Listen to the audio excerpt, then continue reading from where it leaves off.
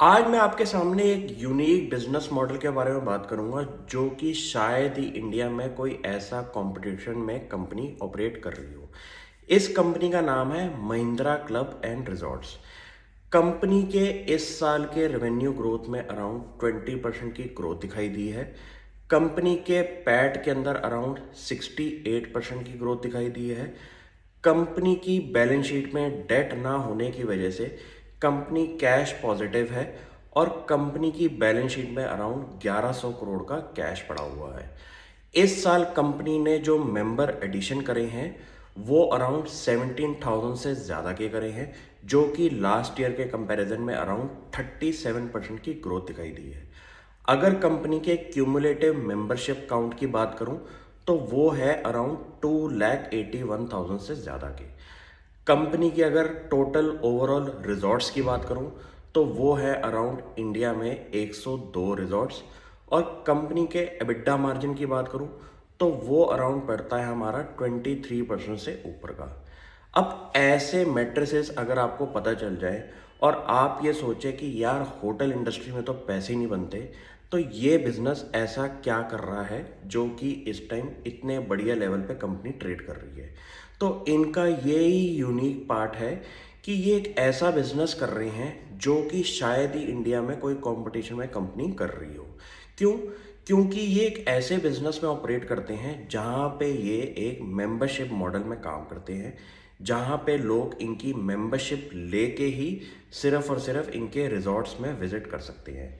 तो ये एक ऐसा बिजनेस है जहाँ पे आपको जितना भी आपका केपेक्स है वो आपका मेंबरशिप के थ्रू हो जाता है, प्लस जितना भी आपके फूड एंड बेवरेजेस की कॉस्ट है वो मेंबर्स जब यूटिलाइज करते हैं इन रिजॉर्ट्स को वहाँ पे करते हैं। तो एक ऐसा बिजनेस है जहाँ पे शायद ही कभी डेट की रिक्वायरमेंट हो। कंपनी के पास नेगेटिव वर्किंग कैपिटल रहेगा क्योंकि पहले से ही लोगों ने एडवांस में पेमेंट करी हुई है अपनी मेंबरशिप के लिए।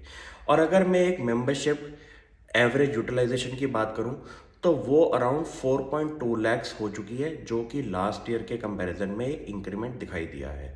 और एक ऐसी मेंबरशिप है जो कि एज अ कस्टमर लोग आगे जाके अपनी मेंबरशिप को सेल भी कर सकते हैं। तो ये एक ऐसा बिजनेस है जहाँ पे स्ट्रॉन्ग मोट है, क्योंकि एक बार ही आपने मेंबरशिप ले ली तो तकरीबन तकरीबन इनके पास जो एवरेज ऑक्यूपेंसी रहती है एक होटल के अंदर वो अराउंड 84% की हो चुकी है।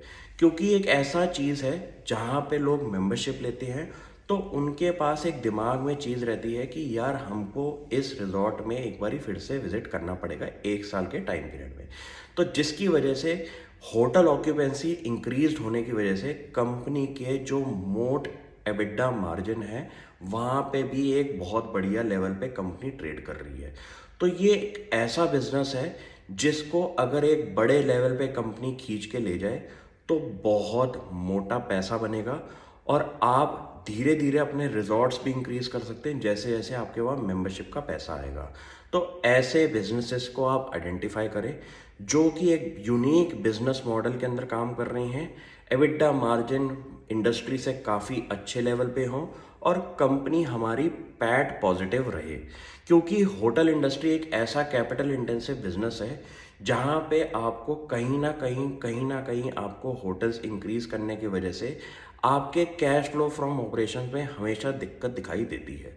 तो मैं महिंद्रा क्लब के इस बिजनेस मॉडल से काफ़ी सेटिस्फाइड हूँ। आप भी इस कंपनी को आगे बढ़ें।